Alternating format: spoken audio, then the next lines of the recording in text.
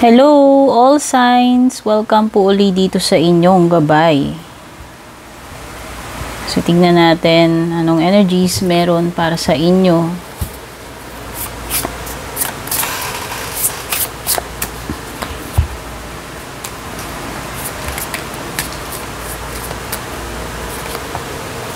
Hoy!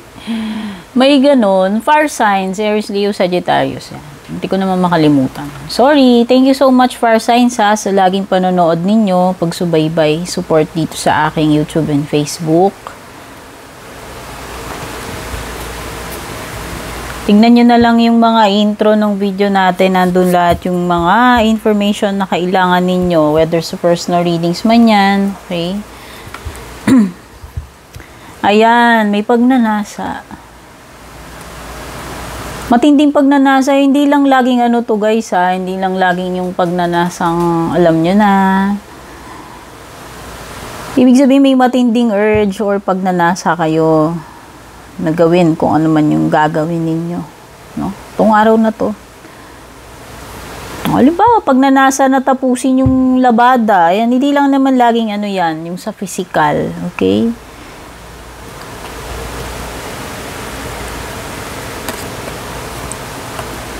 Companionship. Ay, takpan natin. Na ba itong dami naman naka-bold detail? Wait lang ha. Takpan natin. Ayan. Baka maano tayo dyan. Iba dito naghahanap ng makakaulayaw. Promise. Oh, whether ikaw ito na merong pagnanasa or yung first one. Hindi ko alam eh. O, yung iba naghahanap kayo dito ng makakasama, makakaramay. O, halimbawa, gustong uminom ng iba dyan. Wala kayong makajaming uminom. Hahanap kayong, basta parang naghahanap kayo ng companion. Ano man yung activity ninyo. Gagalaman kayo, may gagawin kayong iba. Yung mga activity yan, no? Longing for companionship. Indecision. O, pwede kang pwede kang malito ngayong araw na to or hindi alam kung ano yung dapat gawin. May indecision dito eh. May conflict within you, fire signs. Kumbaga, hindi gumagana ng maayos itong hindi ka makapag-function ngayon, hindi mo alam ano yung dapat gawin. No, naapektuhan ka nitong yung dapat yung gagawin mo, hindi mo magawa dahil lang hindi ka makapag-decide, no? Hindi mo ma-make up yung mind mo about something. Ten of Swords.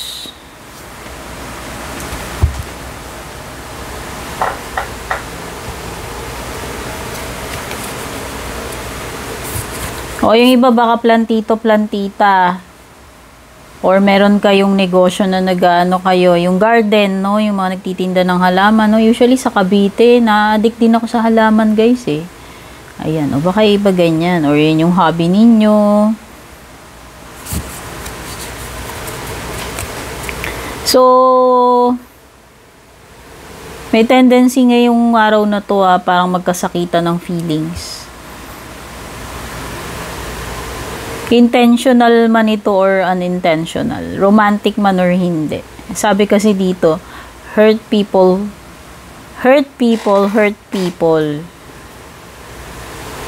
Kumbaga yung mga taong may iniinda, ayan, pwedeng intentional or unintentional,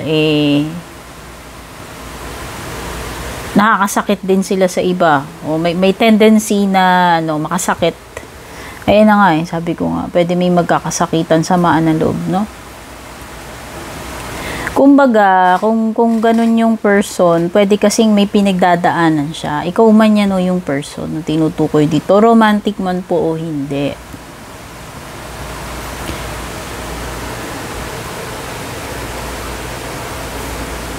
May tendency na magkaroon ng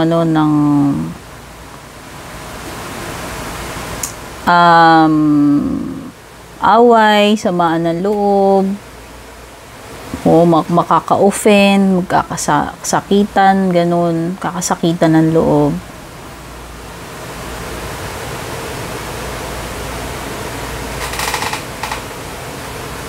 Meron kasi ditong, napipick up ko energy parang, yun na nga, pwede may pinagdadaanan tong person na to. And, para sa kanya, sobrang hirap nung pinagdadaanan niya na parang sabi ko nga parang naita-transfer din niya yung pinagdadaanan niya, yung pain na yun, kung ano may na-experience niya na yun. So, may tendency na kaya siya grumpy, halimbawa, masungit, sensitive, maramdamin, yung mga ganyan. Kasi meron kasi siyang iniinda. Okay? Para sa kanya, tinatry niyang i-handle yon kahit napaka-overwhelming, napakahirap ng mga emotions na yon. And may tendency siya na mag-snap sa iba. Kasi nga, meron siyang iniinde. Ten of Swords, pwedeng may matatapos ngayong araw na to, sabihin na natin.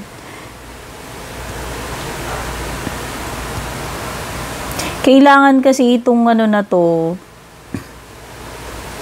itong pain na ito, kumbaga kailangan ng outlet. Kumbaga may mga hindi tayo pwedeng i-keep, kahit gustuin natin. Kumbaga lilitaw at lilitaw, kumbaga nagmamanifest yan. Nagmamanifest, di ba pag masaya ka ganun din, so kapag nasasaktan ka or meron kang iniinda, lilitaw at lilitaw yan eh. Hindi siya pwedeng itago. Parang kumbaga sisingaw at sisingaw. Plant shop, 7 of Pentacles. Ito yung binabanggit ko kanina, baka iba bibili halaman or plantita. Pero hindi naman yun talaga yung may naibig sabihin nito. Wow! So, kung ano man ito, meron ditong potential na lalago, May sinasabi dito Kung ano man itong itinanim mo, fire signs, yun yung aanihin mo dito with the 7 of Pentacles. Kumbaga, hindi sayang yung ginagawa mo, yung effort mo rito. Hindi sayang ang oras mo. May possibility na na magbunga ng maganda or lumago, kung ano man itong tinutukoy dito. Halaman man yan or hindi. Pwedeng, sinabi ko lang halaman kasi parang may plant shop dito. Okay, yung iba sa inyo, sabi dito, why aren't you resting? Bakit daw hindi kayo nagpapahinga? Baka kulang sa pahinga. Kulang sa tulog, kulang sa pahinga, kulang sa time sa sarili.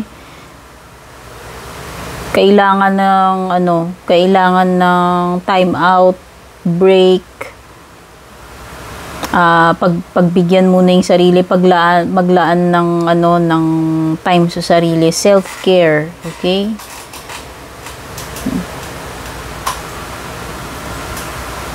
Yun yung kailangan mo right now, whether literal na pahinga yan, idlip, or bakasyon, or kailangan mo muna i-relieve yung sarili mo from something, i-detach mo muna yung sarili mo, kahit ngayon lang, or for a certain period, parang kailangan muna ng rest. Distansya, rest, cool down, cool off, anumang klaseng term yan, may kinalaman man yan sa relationship, may kinalaman man yan sa mga stress sa buhay mo, yung mga bagay na hindi ka tinatantanan, lagi namang nandyan yan. So, this time, pwedeng bigyan mo muna ng chance or time yung sarili mo. Okay? Move na tayo kay Earth signs.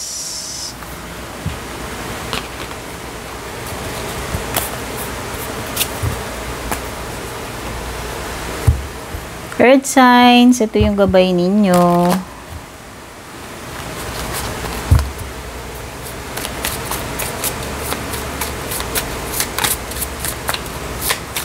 Taurus, Virgo, Capricorn. Meron ka impulsiveness. Oh, may tendency maging padalos-dalos ngayong araw na to. So, kung ano man itong iniisip mong gawin, earth signs, no, make sure lang na hindi ka mapapahamak dyan. Kasi pwede nga na ikaw ay maging impulsive. Okay? Make sure na, alam mo yung pinapasok mo, ano yung mga pwedeng consequences.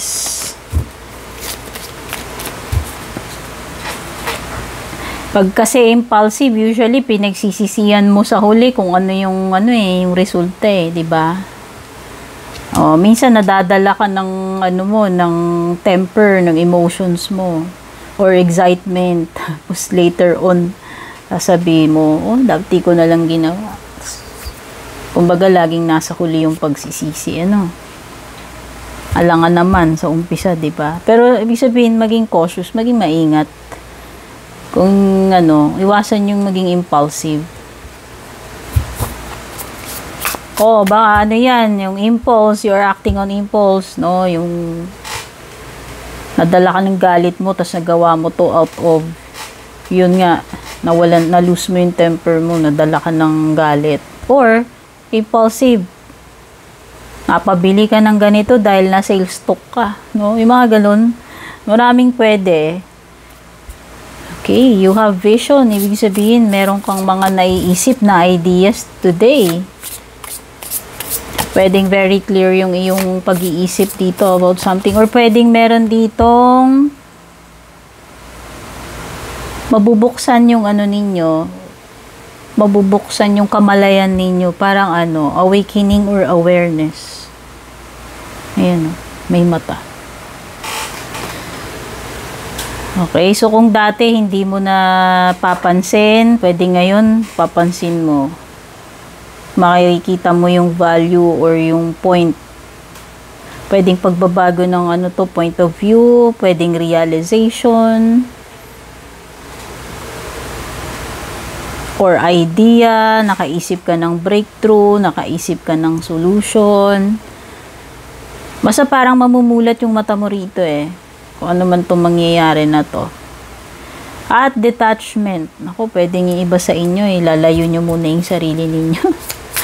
hindi mo na kayo papa-apekto, hindi nyo muna involve yung sarili ninyo dyan, Or merong situation na malalayo ka with someone. Ano ba tawag dito? Basta hindi ka muna magpapa-apekto or magpapa-abala, siguro pwedeng ganun. Di-detach mo muna yung sarili mo dito from something or someone.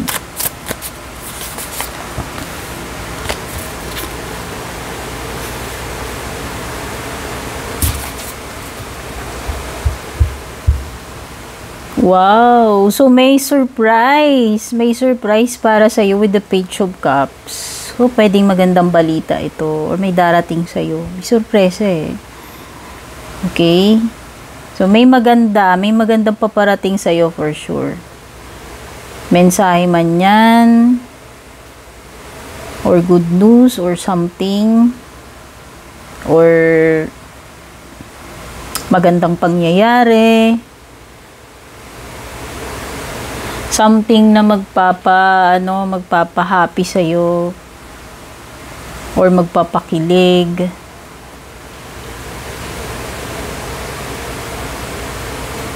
Okay, baka ayan na nga, makikarried away ka talaga. Kasi may card ka ng impulsiveness, tapos meron ka ditong 9 of Swords. So, sinasabi dito, baka makarried away ka dito sa iyong sa emotion, sa temper mo. Okay, minsan nakikarried away talaga tayo. We are only humans. We are not perfect. We are vulnerable, sa mga emotions. Okay, basta huwag ka na magpa-carried away. Yun lang yung sinasabi dyan. Okay, pwedeng nadadala ka ng mga iniisip mo. Pwedeng iba dito, may mga kayo, pinag-i-stress, Kaya ang sabi, detach mo muna yung isip mo dyan. Ayan, may detachment card ka. Detach mo muna kahit ngayon lang. Or for a few days. iwaglit mo muna sa isip mo, tantanan mo muna yan, no? Okay? Emotions man ito, yung mga isipin mo. You have a tendency to overthink, mag-anxiety, at ma-carried away dito sa iyong mga emotions or yung mga iniisip mo. Okay, Ten of Pentacles.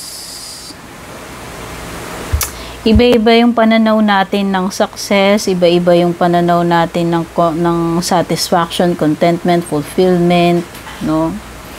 Okay, pwedeng yung iba, sapat na sa kanila yung kompleto pamilya kahit di sila mayaman, yung iba sapat na sa kanila yung good health kahit hindi sila sikat, kahit hindi sila successful, iba-iba.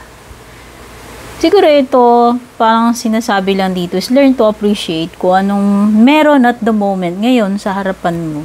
Kaya nga try not to overthink, try not na ma-carried away dito sa mga thoughts or emotions, no? Okay, kung ano't-ano pa man, this is a sign ng pagiging stable pagdating sa domestic, sa bahay, sa family, or sa sa material, sa pera. Okay, earth signs. Una tayo kay air signs.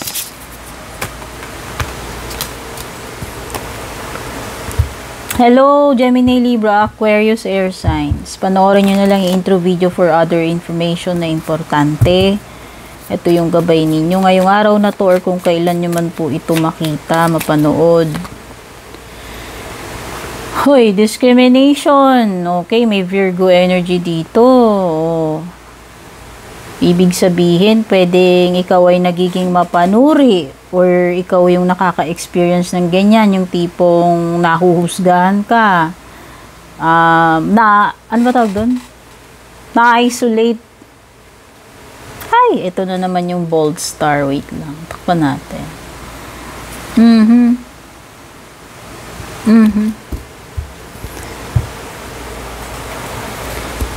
Okay, iba dito parang nawawalan kayo ng gana. Parang paulit-ulit yung routine.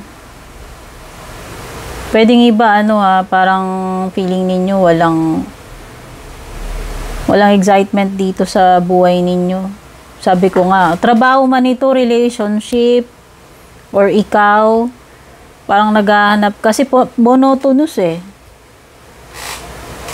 Okay, pwedeng ikaw ay nasa secure job, pero it seems na hindi ka na-excite, hindi ka na-fulfill, parang boring.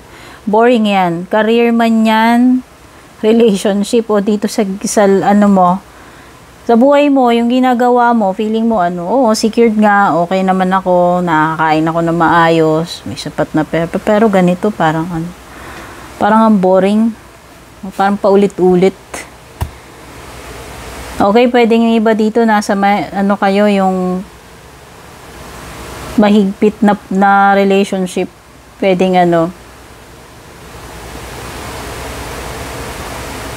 pwedeng controlling or kinukulong kayo, masyado kayong na-smother or nasusuffocate dito sa kinalalagyan ninyo.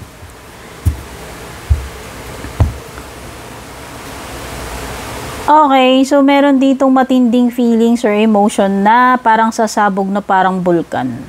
Okay, kung whether may pagnanasa man ito, strong feelings about something or someone na remember, hindi lang to laging sa physical. Alam nyo na, hindi lang laging sa tsuktsakan ito.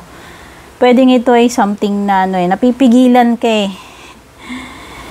Hindi mo magawa, gusto mo, or pwedeng one day sasabog na lang to, kakapigil mo na itong pagnanasa na ito or nararamdaman mong emotion. Okay? There is a strong desire or emotion na nasusuppress eh. Tapos parang sasabog. Ayan.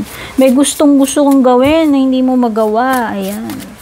There is a strong need or desire or lust about something or someone. Ayan.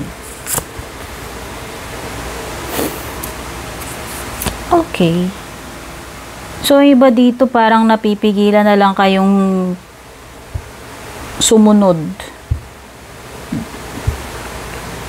sa ayaw at sa gusto ninyo. Parang ganun. Pipilitan na lang kayo. For the sake na para lang wala ng gulo, para hindi na maging complicated, no? Parang ganun. Or kaya pwedeng wala kayong choice, no?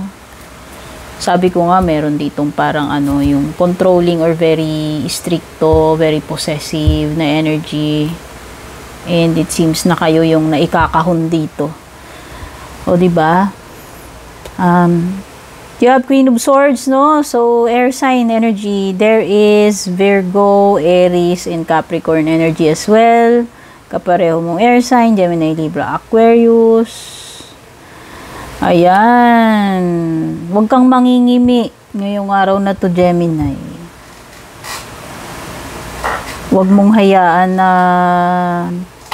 maliitin ka. Ayan ay may discrimination, promise. Huwag kang ma-intimidate kung sino man tong kakaharapin mo. Pwedeng na ano ka nito binibilittle ka niya minamaliit, kinakategorize ka, dinidiscriminate, dinidifferent, ano ba? Ina-isolate ka niya, sabi ko sa'yo, parang inuuri, ayan, inuuri. Don't you dare lower your voice for anyone. Yun yung advice sa'yo ni Queen of Swords.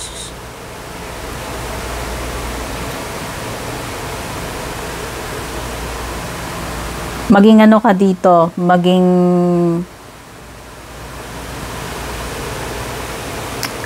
stand tall, maging matapang ka. Huwag kang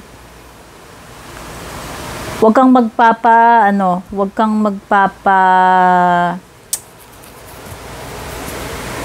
mong hayaan na na i-brand ka, maliitin ka, i-discriminate ka just because yun yung standards nila o niya, o yun yung paningin niya sa'yo, opinion niya about you. Oh, sabihin mo kung ano yung mo, yung dapat mong sabihin dito. At huwag kang magpapatinag where you stand. Yun yung feeling ko. Okay? Huwag mong hayaan na na ganunin ka lang. Okay? Six of Swords. Oras na para mag-move on. Six of Swords Oras na para magsimula uli sa ibang lugar. Or magsimula uli para sa sarili mo, kung hindi man ito about a relationship na nag-end, or a career. Oh, pwedeng ganun, pwedeng career, pwedeng relationship.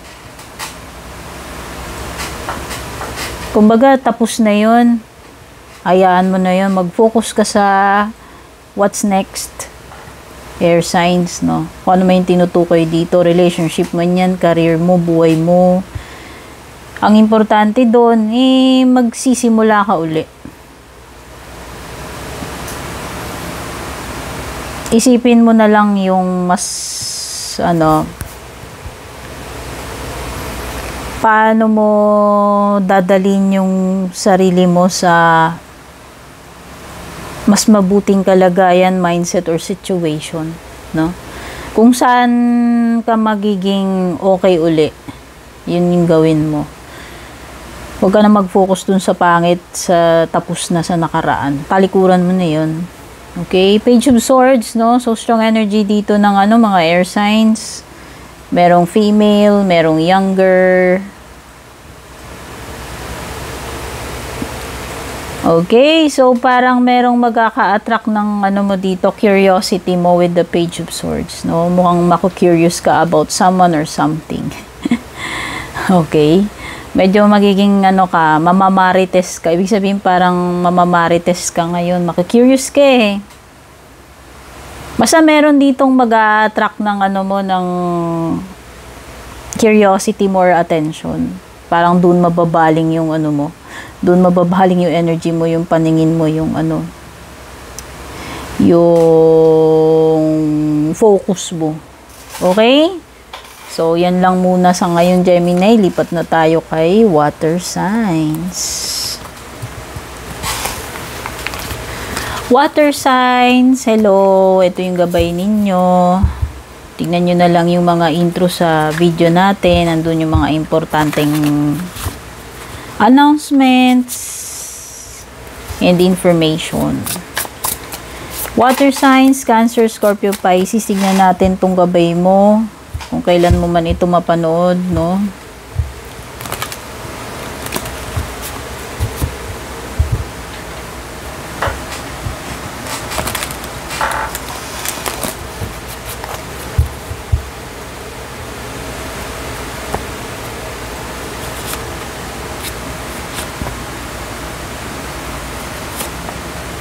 Okay, mukhang prinsipyo yung pinag-uusapan natin dito. Medyo heavy gat itong energy mo, no?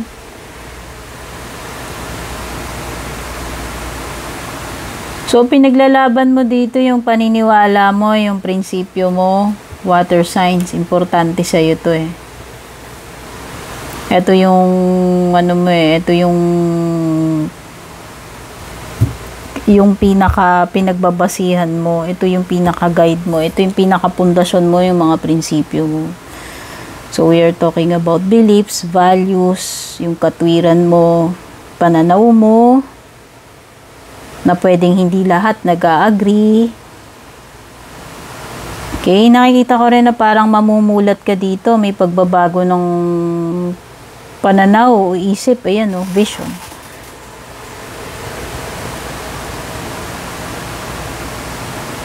Parang may nakikita ako dito, may pagka-psychic or intuitive kayo na meron kayong mga visions eh. So, pwedeng iba na nananaginip kayo, may mga messages na pinapadala sa inyo dito.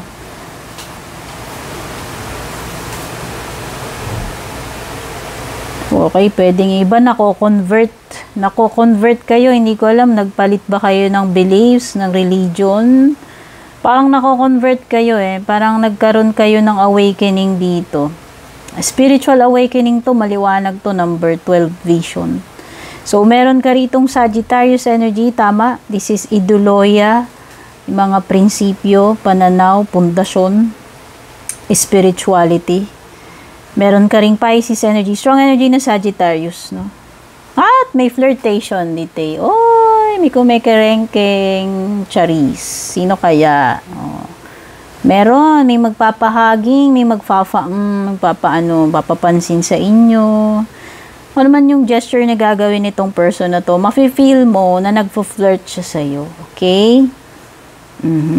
Nagpapapansin, nagpo-flirt, anumang term yan, papahaging. Ayan. So, this person is nagpapahiwatig ng kanyang interest, ng kanyang attraction, na type kanya, ganyan-ganyan. Pwedeng si Sagittarius, no?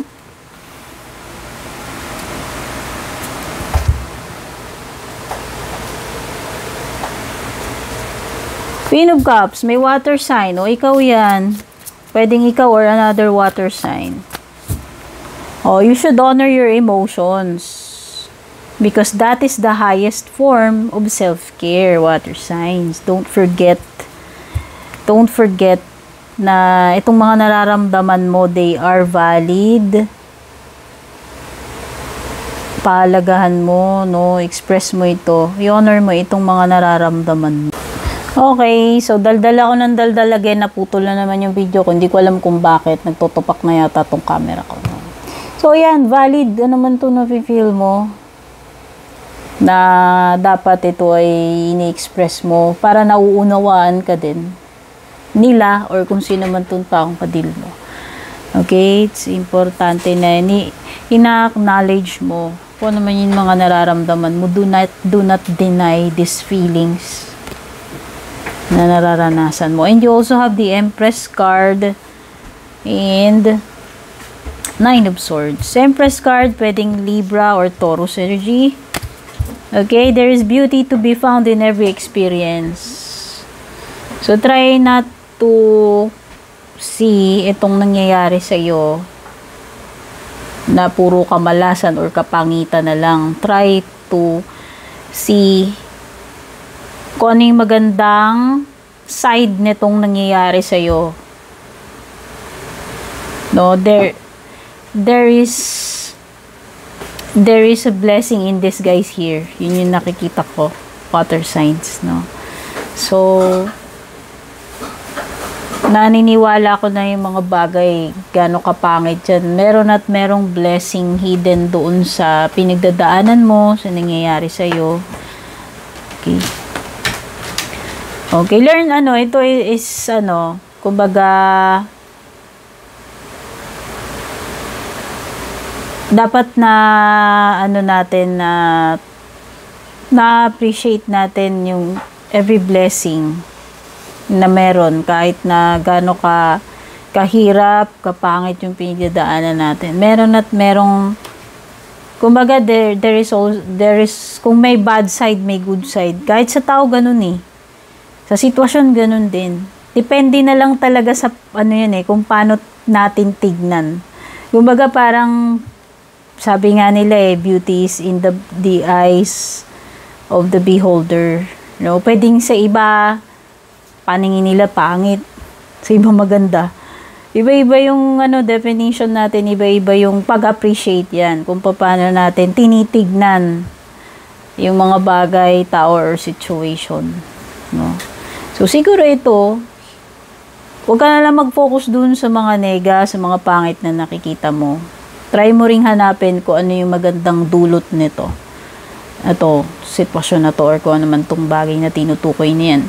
9 of Swords, iwasan mo ring magpa-carried away sa iyong mga iniisip. Pwedeng iba sa inyo, nai-stress kayo, ang dami ninyong pinoproblema.